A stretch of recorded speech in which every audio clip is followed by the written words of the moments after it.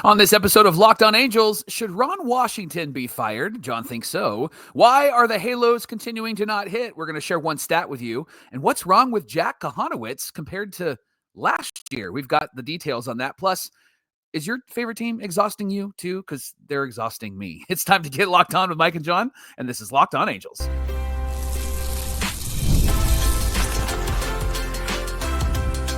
You are Locked On Angels, your daily Los Angeles Angels podcast. Part of the Locked On Podcast Network, your team every day. Thanks for making Locked On Angels your first listen of the day. You can find us anywhere you get your podcast, including Apple Podcasts, Spotify, and SiriusXM by searching Locked On Angels. And if you'd like to give back to the Super Halo Bros for all the Super Halo content, here's some things that you can do. You can leave us a rate and a review on Apple Podcasts. If you're watching on YouTube, hit that thumbs up button. And if you're not subscribed already, please subscribe and become a Locked On Everydayer. And whether you're watching or listening, come over to YouTube, leave a comment. It's one of the best ways to get in touch with us and be a part of the conversation. And this episode of Locked On Angels is brought to you by our friends at Monarch Money. You can take control of your finances with Monarch Money. Use our promo code LOCKEDONMLB at monarchmoney.com for 50% off your first year. Happy Monday to you, and thanks for being here for this episode of Locked On Angels, where it's your team every day. You've got the Frisch Brothers here with you, a.k.a. the Super Halo Bros. My name is Jon, and that's my brother Mike. And my name is Mike, and that's my brother Jon. It's our fourth season talking Angels baseball with you here on Locked On Angels every Monday through Friday, 5 days a week.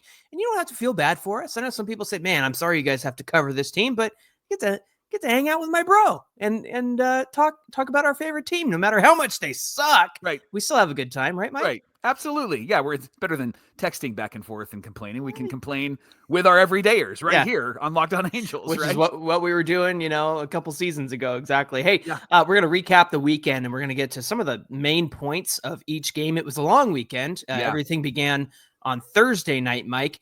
And I lost it. After Thursday night's game, I am fully convinced I don't want to see Ron Washington on this team, and I'll tell you why. But first, let's get into the details of Thursday night. It was a 10-4 loss by the Angels. Yeah, you would think that they just got completely blown out, but they actually didn't until later in the game. They started in the bottom of the second. Logan O'Hoppe hits a home run. John, it was an 0-2 count that went to a 3-2 count.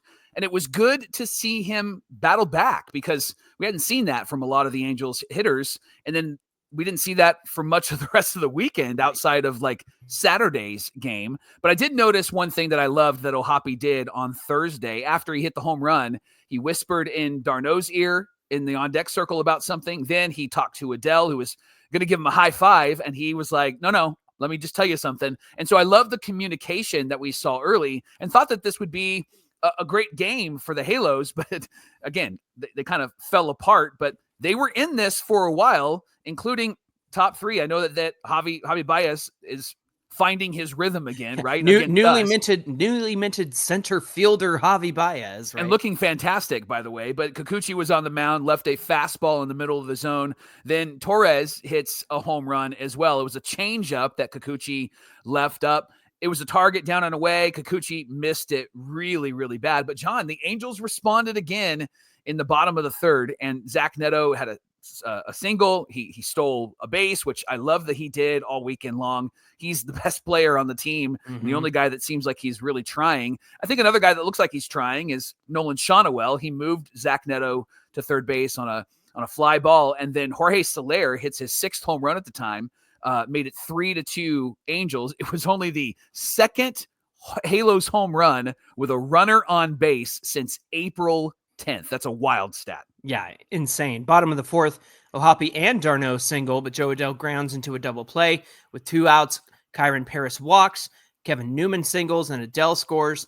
That makes it 4-2 Halos. This is the first multi-run lead for the Halos since April 18th. So Another ridiculous number there for you, Mike. Yeah. And then top five, Kikuchi got into some trouble. He gave up to back-to-back singles with 2 outs, but then Kevin Newman snags a line drive at third to end the inning.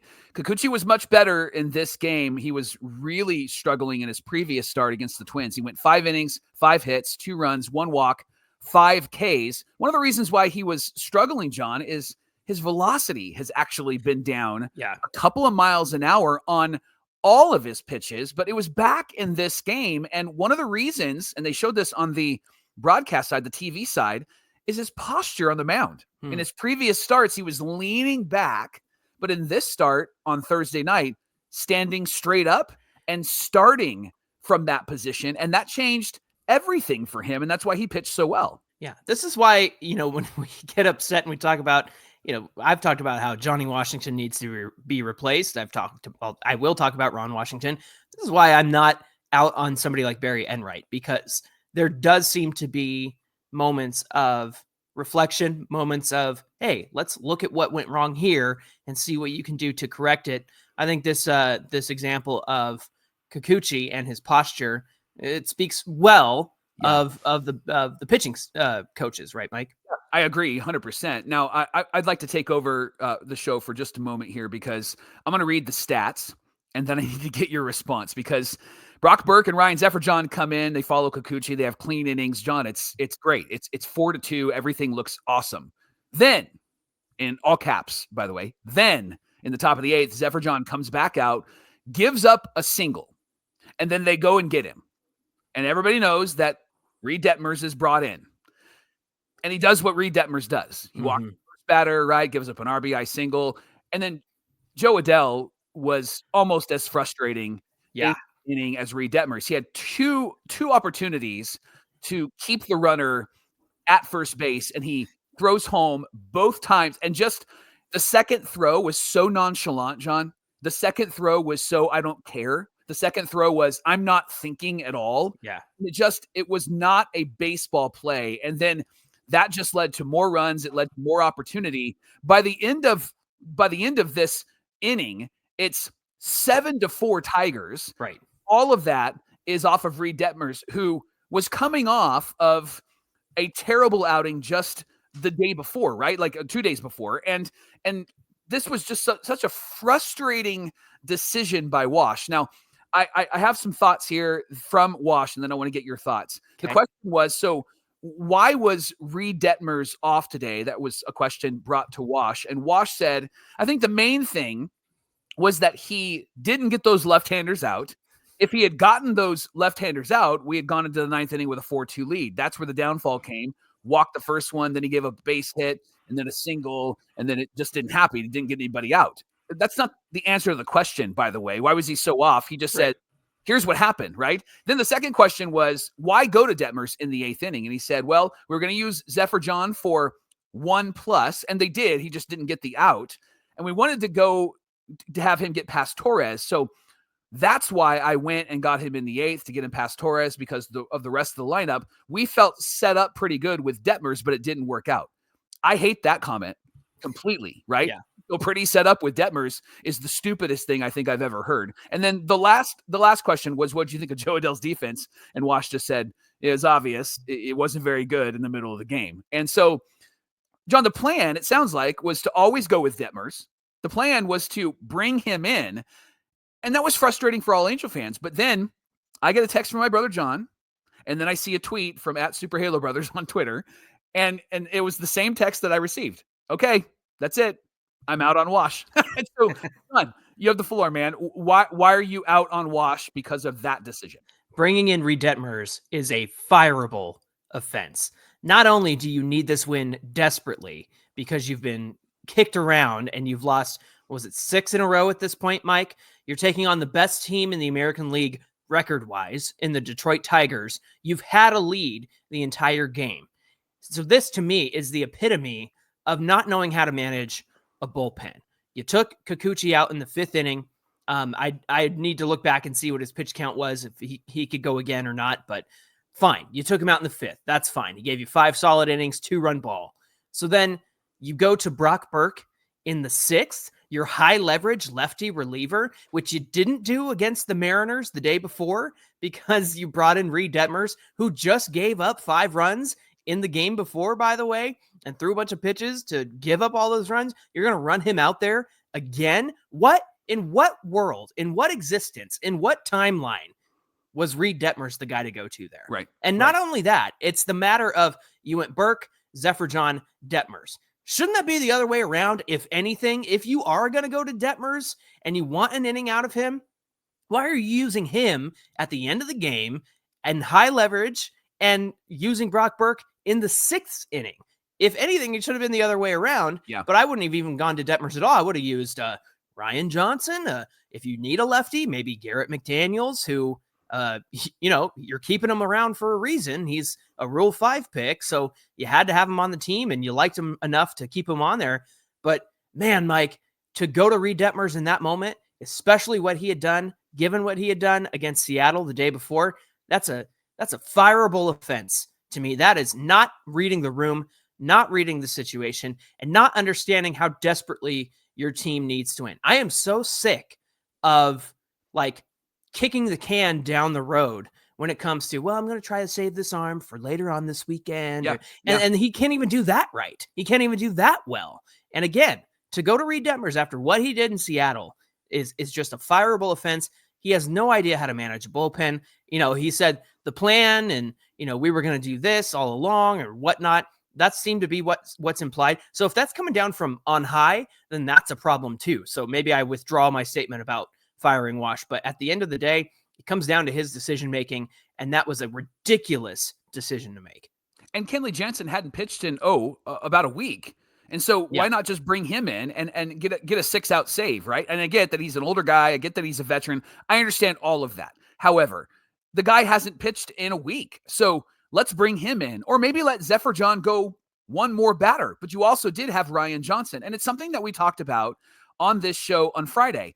Wash doesn't manage game to game. Wash manages and thinks about the next game. And you can't do that with this team, especially when you're in the midst of, at this point, you've lost 5 in a row, and then they lost the next night. We'll talk about that game in the next segment, but this is such a frustrating decision. And the fact that everydayers can see that Reid Detmers was not a good decision and knew that before Reid Detmers was even brought in says everything that I think needs to be said about how this team is being managed right now. And then the response to the questions. Good grief. You didn't even answer the question. You just laid out what happened and that Reid Detmers sucked. And by the way, that guy sucks and should not be in the starting rotation. Don't reward him because Jack Kochanowicz, and we'll talk about him in the third segment, is struggling. Don't reward Reid Detmers. Reid Detmers has not earned the right to be on this major league roster at all. Send him to the minor leagues or send him away, trade him, get something for him because the guy can't figure it out. And every time he messes up, his response is always the same. Yeah, it's tough. That's baseball. That's terrible. That's a terrible response. I don't care if it's true. That's a terrible response because that's your response every single time. You do not do your job when you are in there. The only time that you do your job is when it doesn't matter. And we needed you to do something when it mattered. Even though it was a dumb decision to bring him in, we needed him to perform there, and he didn't perform. And if that was the plan all along, I'm with you, John. What a stupid, ridiculous plan by the Angels. Are you out on Wash? I'm out on Wash. Okay.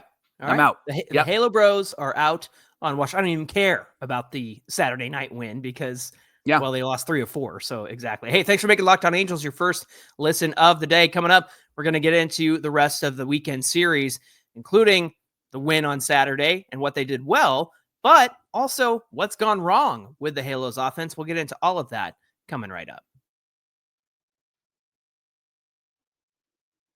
Ever check your bank account and wonder, hey, where the heck all my money go? You're dining out, you're online shopping, and all the entertainment that comes along with it. It's easy to lose track of your money, and that's where Monarch Money comes in. It's your personal CFO giving you full visibility and control over your finances. Monarch Money isn't just a budgeting app. It's a complete financial command center, and you can track all of your accounts, investments, and spending all in one place so that you can stop managing your money and start building your wealth. Monarch Money helps conversations with your partner go smoother than ever. You can track shared and personal accounts. You can set goals and get on the same page and take out all that financial stress. So take control of your finances with Monarch Money. Use our promo code LOCKEDONMLB at monarchmoney.com and get 50% off your first year. You're welcome. That's monarchmoney.com. Promo code LOCKEDONMLB for half off your first year. This is the Locked On Podcast Network, where it's your team every day. Thanks for making Locked On Angels your first listen of the day. We're continuing our recap and the conversations that emerged out of the Angels versus the Tigers 4-game set this weekend. Mike, Friday's game, story of 2 games. We've talked about how this is a tale of 2 teams, and this is the story of 2 games first 8 innings were really engaging, especially if you like pitchers duels, because it was Tarek Skubal and Jose Soriano on the mound. Soriano had the best start of his season in 2025. 6 innings, no runs, 5 strikeouts, 1 walk. That's huge to me. 6 hits, 14 whiffs, and 8 groundouts. Mike, I love this. 29% called strike plus whiff rate on his pitches. The only run they scored against Tariq Skubal was Zach Neto's homer to lead off the first inning.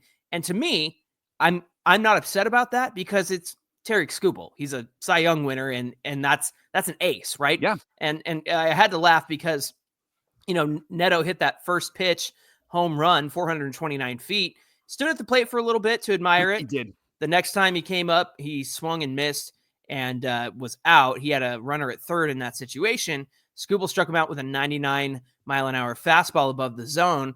When Neto walked back to the dugout, he and Skubal had some words back and forth. And I just had to laugh because I was like, what is it about Tigers aces and Angels shortstops getting into it with each other? Because it reminded me of Ibar and Verlander back in the day. But anyway, that brought out players from both dugouts. Bullpens came out. Neto said, hey, first inning, I got a good pitch to swing off of him. The next time I faced him, he got a good pitch in. I swung and missed. It's just competitive. 2 guys, high energy, big time situations. That's what the game is all about. I got a good swing. He got a good pitch. Touche. I love ending a sentence with touche. Here's the thing, though. I didn't realize afterward that once the dust had settled, Skubal looked over at Neto and was like, hey, dude, my bad. I just got heated. And even Neto was like, same dude. And so fire him up, dude. I fire up the boys. Somebody's got to do it. Lord knows Wash has just stood there and watched awful strike calls from the umpire and hasn't said a peep about that. So I'm glad Neto got fired up, and I'm glad Tarek Skubal got fired up too. I like baseball like that. First time we've seen any energy from this team in weeks, and they didn't have that energy even the rest of the weekend. Zach Neto right now is the guy that's carrying this team. Yeah. And when he gets on base, he's a threat to steal. He's taking first to third. He's actually hitting the ball on the ground. He's actually making good contact. There was one at bat where he did have the runner at third, and he was trying a bit too hard, which is frustrating, right? I'm with you there. He tried a bit too hard. You got to let that fastball go by. And be a little bit smarter, but you're amped, you're hyped, that he's mad at you on the mound. So I think I can understand the emotion behind it, but I think he let that dictate his at bat in that moment. Yeah. So game was tied 1-1 going into the 9th inning, and that was the good, right? Soriano playing really well, Neto getting a home run. Then Kenley Jansen comes in, hasn't pitched in 7 days. John gives up 6 earned runs in 2/3 of an inning, 3 home runs, including back-to-back shots. Kenley Jansen said, this is not an excuse of not working a lot recently. I'm not making an excuse for that. He said, my explanation for the night was, it was terrible.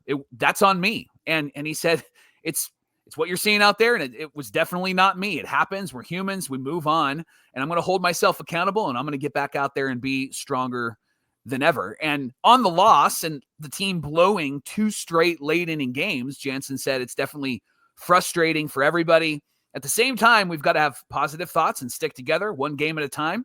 Then when they're close, we got to try to win those games. We fumbled the last couple of games, late in games, and I fumbled today. So that's pretty much it, man. I'm going to be better. John, they have been in these games. Yeah. And that's what's so frustrating. It wasn't like they were getting blown out and they weren't competitive at all. They have been in these games. Yeah. And then it's either a wash, dumb decision, or it's a situation like this where, man, it just fell apart for them. And that's what's been so frustrating because they've been in these games against a really good team in the Detroit Tigers. They had leads in those first 2 games. They were the ones to get the scoring started, Mike. So there you go, against the Tigers, and you got to be able to hold those leads. Mike, I can tell you that this was also a dumb wash decision. To not bring Kenley Jansen in 8 days. Yeah. Not even to get some work in. Yeah. Now, maybe Kenley's the kind of guy who doesn't do that, but I mean, come on. You got to get a guy to get some work in, even if you're down, right? Like, guys need work. And Lord knows that Wash is willing to give people work like Reed Detmers. And so give Kenley some work to keep him fresh. That to me says everything. And I don't have one iota of frustration to Kenley Jansen. I don't know if you checked out our Super Halo Bros DMs, but shot him over a message on Instagram and said, hey, dude, you've done a great job so far this season. You'll get him next time. And then when he got the save on Saturday night, I said, there it is. And he threw up the prayer hands, like the thank you hands to us. So Nice. I was appreciative of Kenley Jansen responding to our messages. But I was worried that there were fans out there who would trash him or talk bad about him. But the consensus to me, Mike, is that everyone feels like, why didn't you give the guy some work in 8 days? Good grief. It's not his fault. Yeah. Well, and so we move from that really kind of blow up game the night before, another blow up game, to Saturday's game, and they win that one 5-2, and their offense actually showed up. And John, I thought this stat was fascinating, and it helps me, and I think it'll help our everydayers to understand what's happening with the offense. The Angels have seen more pitches in the zone than anybody else in baseball. More pitches in the zone than anybody in baseball, 52.7%. Now, Baseball Savant labels pitches that are in the mostly of the middle of the zone or in the middle quadrant of the strike zone as meatballs. And the Angels have seen the second most meatballs in baseball, with 8% of the pitches landing middle in the zone. Now, the Angels' contact rate on those pitches, the fifth worst in baseball at 80%. Their overall swing and miss rate on those pitches, third worst in baseball at 27.8. So one of the main answers, not the only answer, but one of the main answers to the struggles for the Halos at the plate, Johnny, is they are not hitting pitches that are hittable. That's literally what's happening. It's not that they're getting overmatched. It's not that they're having 99 million mile an hour fastballs thrown at them. They are missing pitches down the middle. They are not seeing them, or they're swinging over them. They have the best percentage of pitches that are meatball pitches. They have the best percent of pitches in the zone. And this team is just missing them. How ridiculous is that? Yeah. And again, Mike, like people look at the roster and go, well, they don't have any talent. That's why they can't win. No, it's what's being preached to them. Yeah. And when you're late on a meatball swing, or you're out in front of a meatball swing, heck, they're probably staring at meatballs, right, Mike? Yeah. And so the fact is whatever is being preached to them and whatever they're being taught and told to do, I think has everything to do with that. And it impacts not just the young guys, but the older guys. Travis d'Arnaud said when he was struggling, he said, I just stopped trying to do too much.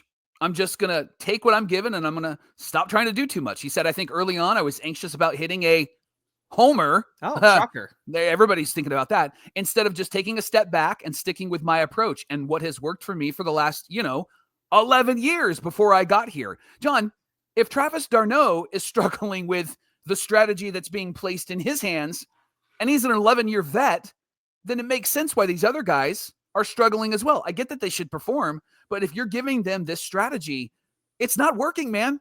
And it makes sense why pitchers will just pitch these guys straight up, same way, no matter who the batter is, because they're all doing the exact same thing. Right. Yeah. It doesn't make a difference who's at the plate. And so, for d'Arnaud to go, you know what? I'm going to go back to what worked before I got to the stupid team. I'm going to just, not focus. Where's that stupid team? I'm just looking for that quote in what he said. I think you left that out. Sorry. I must have left it out. You didn't highlight everything, copy and paste it. In the top of the sixth, Mike, the Halos started to hit pitches they're supposed to hit. Yeah. Kochanowicz and Soler started the inning with back-to-back singles.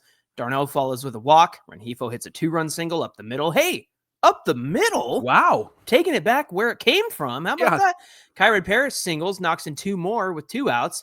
Mike, first time they've scored 5 runs since April 20th, where they walked it off against the Giants. Meanwhile, Kyle Hendricks has a great start, 7 2/3 innings pitch, 4 hits, 1 earned run at the end of the game, right? Yep.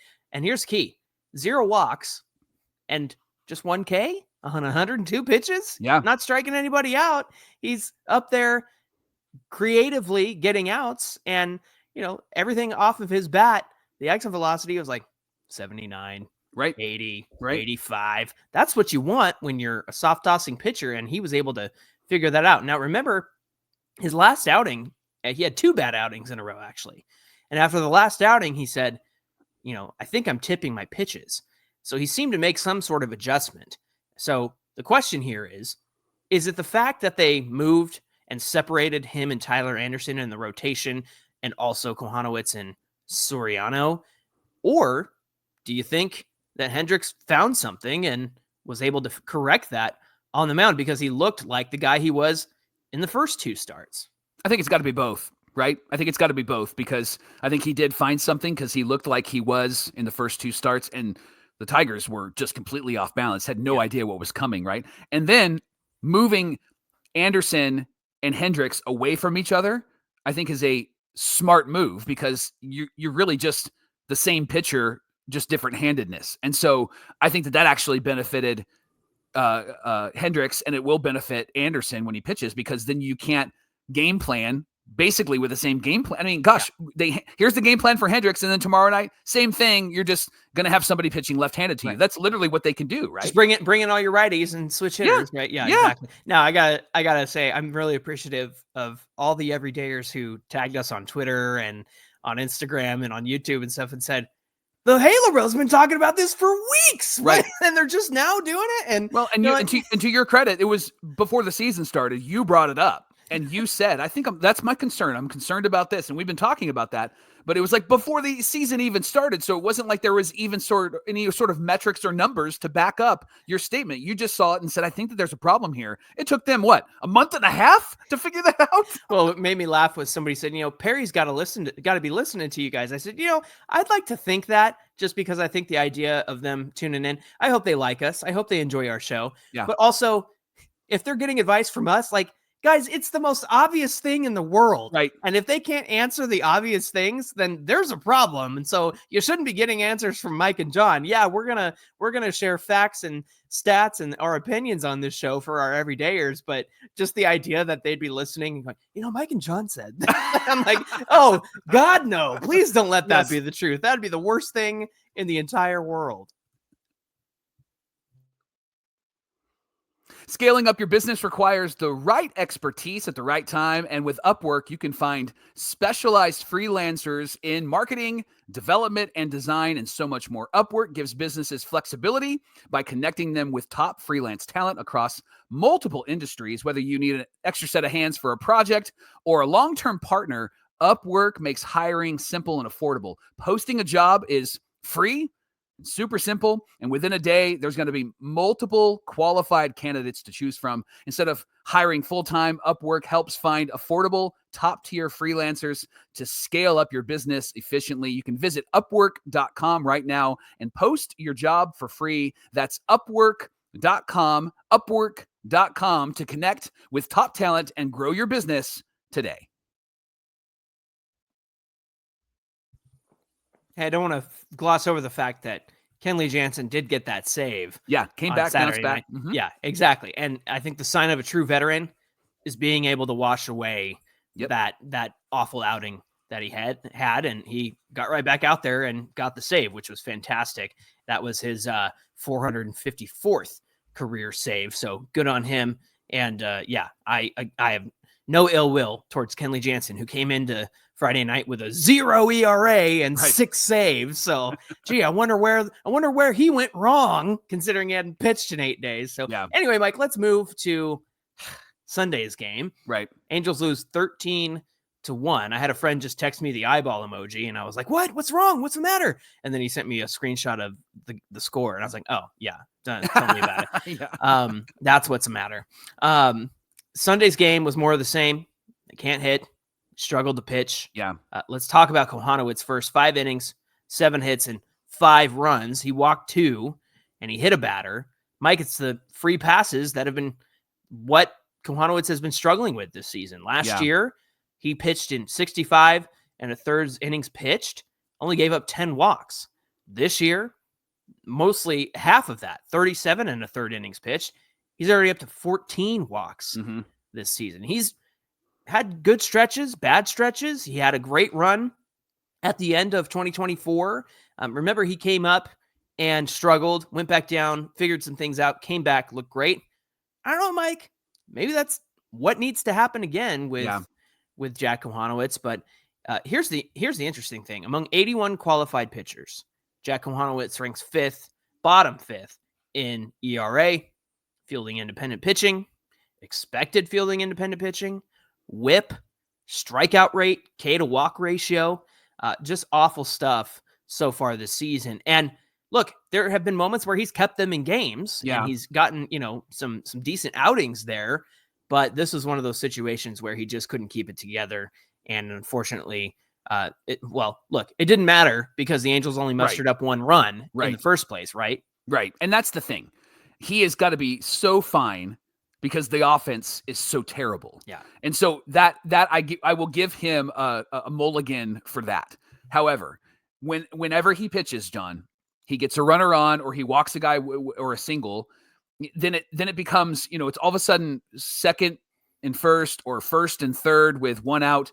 And then he's got to get a ground ball double play. And he's had some success. He did that yesterday, but he doesn't have a strikeout pitch. He can't get guys out by swinging and missing. And then everything's on the ground. So eventually a run's going to score. And what has hurt him is almost all of the guys that he has walked have come around to score this year. And so that's why his ERA is high. That's why his FIP is high.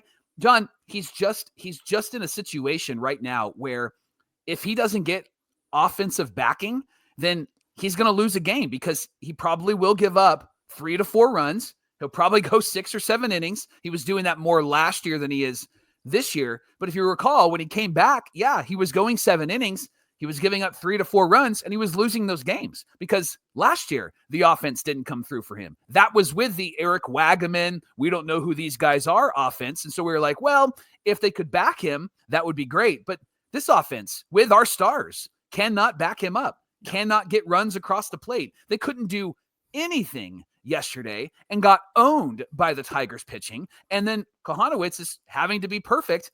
And what happens when you try to be perfect is you end up not being so perfect at all. Yeah, I think there's too much pressure on these pitchers to be perfect. And you look at what Hendricks was able to do on Saturday night and just cruise. And they got out to an early lead, Mike. Yeah. They were able to get him a lead and have him feel comfortable. I think it's the same thing that happened with the Tigers pitcher on Sunday. The dude just cruised because they got out to a good lead. And it kind of felt that way through the whole thing. And so you really see the effects that the lack of offense has on starting pitching. Mike, two things that I want us to consider, and maybe we can talk about it later this week. Donnie Ecker, the offensive coordinator for the Rangers, was released on Sunday, previously part of the Angels organization. I had my questions, but then I feel like I got my answers. One is because Jared Timms of Talkin' Halo said, ooh, that's a good baseball mind. And 2 is Bryce Paterick of Locked On Rangers saying, look, Ecker's been a great coach, and he was a huge part of why that 2023 team won the World Series. He goes, but sometimes you kind of lose your voice in a locker room. You kind of lose the room a little bit. And so you just need a fresh voice. So maybe Ecker can be our fresh voice in the locker room. If the Rangers can make a change with their hitting coach / offensive coordinator, then the Angels can certainly make a change. The other thing is they let Leody Taveras go, which I was shocked to see because he's been a big contributor over the years. All that to say, I think the main difference there is that the Rangers know that they're in the competition for the playoffs. The Angels say they are, but they haven't made any moves to prove that they are or back up the fact that they are, because if they thought they were in the competition for the playoffs, they would have made moves like getting a new hitting coach or getting a new offensive coordinator, whatever you want to say. They would have done that a long time ago. And I still think it's way, way overdue. That's why you make Locked On Angels your first listen of the day. There's a lot to talk about, and we're going to talk about it all week long. Now, for your second listen, check out the all-new Locked On MLB Game Night. You can find Game Night on YouTube or wherever you get your podcasts.